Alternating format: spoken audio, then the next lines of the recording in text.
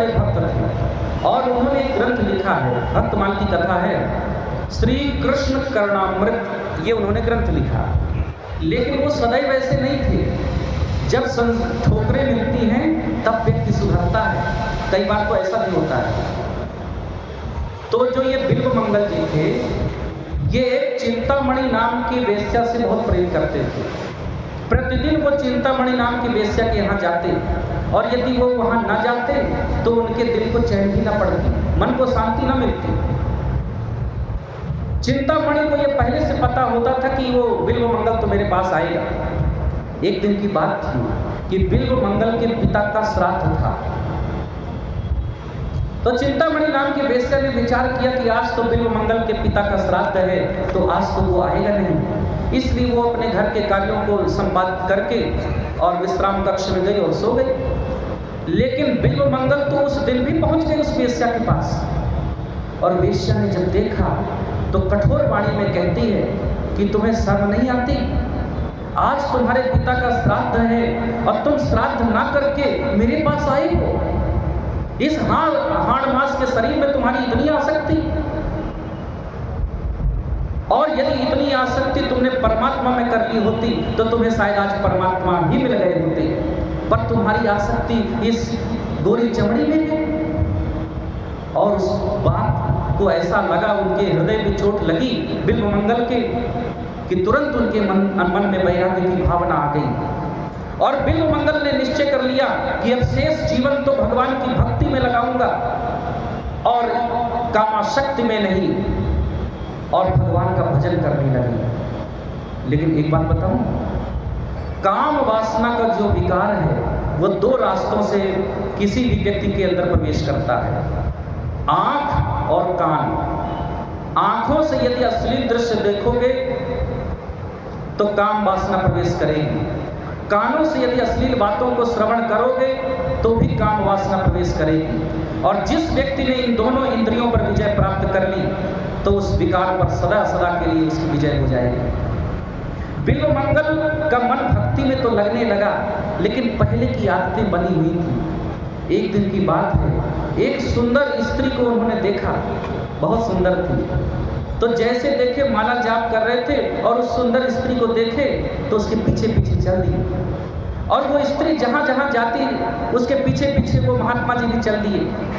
और जाते जाते वो स्त्री अपने घर पहुँच गई और घर के भीतर चली गई। तो वो महात्मा जी जो बिल्वमंगल थे वो द्वार पर जाकर के खड़े हो गए और उस सुंदर स्त्री की प्रतीक्षा करने लगे। बहुत समय तक खड़े रहे। तो उस सुंदर स्त्री का पति बाहर आया और उसने जब देखा कि हमारे द्वार पर कोई महात्मा खड़े हैं तो वो पूछता है कि महात्मा जी, आपको अन्न चाहिए या धन चाहिए, क्या चाहिए? आपको जो चाहिए सो वस्तु हम दे देंगे आपको, यदि भूख लगी हो तो भोजन दे देंगे। बिल्वमंगल महात्मा जी बड़े भोले भाले थे, जो मन में था सो उन्होंने कह दिया। उन्होंने उस स्त्री के पति से कह दिया कि आपकी जो पत्नी है बहुत सुंदर है, मुझे बहुत अच्छी लगी और मैं आपकी पत्नी को एक बार देखना चाहता हूँ। अपना भाव उन्होंने प्रकट कर दिया। और उस पत्नी का जो पति था वो भी बड़ा गंभीर था। वो अंदर गया और अपनी पत्नी से कहा कि महात्मा तुम्हें देखना चाहते हैं तो तुम श्रृंगार करके और सर धज करके बाहर जाओ, एक बार वो महात्मा तुम्हें देख ले। तो वो सर धज करके श्रृंगार करके द्वार पर पहुंची और महात्मा बिल्वमंगल ने उसे देखा। और देखने के बाद उन्हें ऐसा आत्म पश्चाताप हुआ कि बताओ, मैंने कभी भगवान के चरणों में ये प्रतिज्ञा की थी कि मैं इस माया मोह इन विकारों से दूर रहूंगा और केवल भगवान का भजन करूंगा। लेकिन इस कामाशक्ति को देखो कि मैं अपने नेत्रों पर विजय प्राप्त नहीं कर पाया। नेत्र पर और कानों पर जिसने विजय प्राप्त कर ली वो विकारों पर विजय प्राप्त कर जाता है, मैं नेत्रों पर विजय प्राप्त नहीं कर पाया। और एक स्त्री के लिए, उसके हाड़ मास के शरीर के लिए, उसकी गोरी चमड़ी के लिए मैं इतना आसक्त हुआ कि मैं भजन छोड़ करके इसके पीछे पीछे चला आया। इतना आत्मग्लानि हुई, इतना पश्चाताप हुआ बिल्वमंगल महात्मा जी को कि उन्होंने उस सुंदर स्त्री से कहा, एक काम करोगे मेरा? उसने कहा कि बोलिए। तो उसने कहा कि 2 सुई ले आओ। उसने सोचा कि कोई काम होगा, तो अंदर से 2 सुई ले आई और बिल्वमंगल महात्मा ने एक एक हाथों में वो दोनों सुइयों को ले लिया और फिर एक बार उस स्त्री को देखे और देखते देखते जय श्री सीताराम कहते हुए दोनों सुइयों को आंखों में गूंथ लिया। दोनों आंखें समाप्त हो गई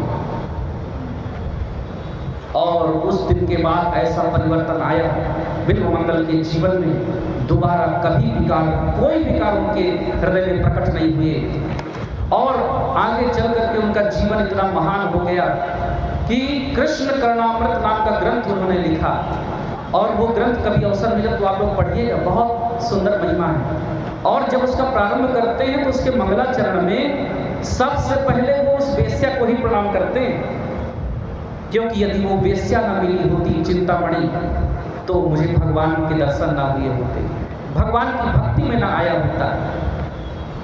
तो बंधुओं, इस प्रकार की महिमा होती है। तो हमें अपने विकारों को दूर करना होगा, तब परमात्मा मिलते हैं।